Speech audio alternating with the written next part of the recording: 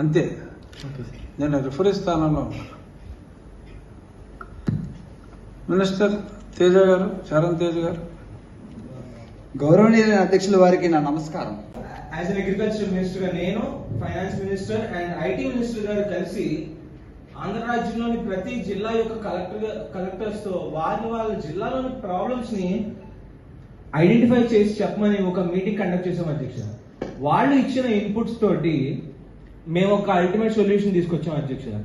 అదే quick payment and distribution system plus application అధ్యక్ష. రైతులు మాత్రమే కాదు, చదువుకున్న రైతులు మాత్రమే కాదు, ఎందుకు తీసుకోలేదు అధ్యక్ష? బుడమేరు గేట్లు ఎందుకు ఎత్తారని నేను గవర్నమెంట్ అడుగుతున్నాను అధ్యక్ష. అదే అమరావతి రాజధాని మునగకూడదని బుడమేరు గేట్లు ఎత్తి మీరు విజయవాడను ముంచేశారని నేను ప్రభుత్వాన్ని క్వశ్చన్ చేస్తున్నాను అధ్యక్ష. ఇక్కడ మనం 6 కోట్ల ఆంధ్రప్రదేశ్ ప్రజల్ని రిప్రజెంట్ చేయకున్నామన్నది ప్రతి ఒక్క పార్టీ మెంబర్ అలాగే ప్రజాప్రతినిధి గుర్తుపెట్టుకోవాలని నేను కోరుకుంటాను. అదే మా ప్రభుత్వంలో 2025-26 ఆర్థిక సంవత్సరంలో 4,400 కోట్లు కేటాయించాం అధ్యక్ష.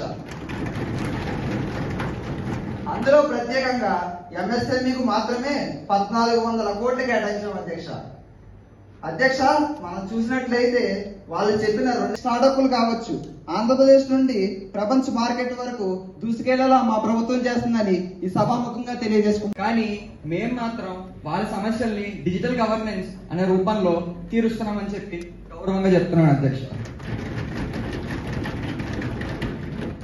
విజన్ 2047 పరిస్థితి గతంలో ఉండేది అధ్యక్ష. కానీ మా ప్రభుత్వం వచ్చాక దాన్ని పూర్తిగా మార్చే దిశగా అడుగులు వేస్తుంది అధ్యక్ష.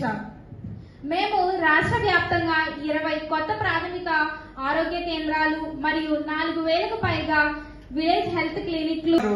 ఒక 4 P's కాదు కానీ ఒక P మాత్రం చేశారు అధ్యక్ష. ఖచ్చితంగా 1 P అంటే పార్టీ ప్రయోజనం అన్నమాట. మేము పార్టీ ప్రయోజనం చేయట్లేదు కానీ 4 P's అనే దాని మీద వెళ్తున్నాం అధ్యక్ష. నేను మాటల సీఎంని కాదు, చేతల సీఎంని అధ్యక్ష. హైదరాబాదే దానికి నిదర్శనం. అప్పట్లో హైదరాబాద్ ఒక గ్లోబల్ సిటీగా నిర్మించాము. ఇప్పుడు హైదరాబాద్ ఏ స్థితిలో ఉందో ఎవరో చెప్పాల్సిన అవసరం లేదు.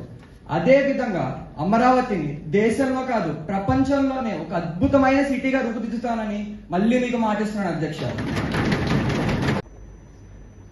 ఆ పార్టీ వైఎస్ఆర్ కాంగ్రెస్ పార్టీ అధ్యక్షులు, ఆ పార్టీకి అధ్యక్షుడు, శాసనసభలో ఆయన పార్టీకి ఆయన అధ్యక్షుడు. ప్రతిపక్ష నాయకుడు హోదా ఆయన అడుగుతూనే ఉన్నారు. ఇంకా మేము కన్సిడర్ చేయలేదు.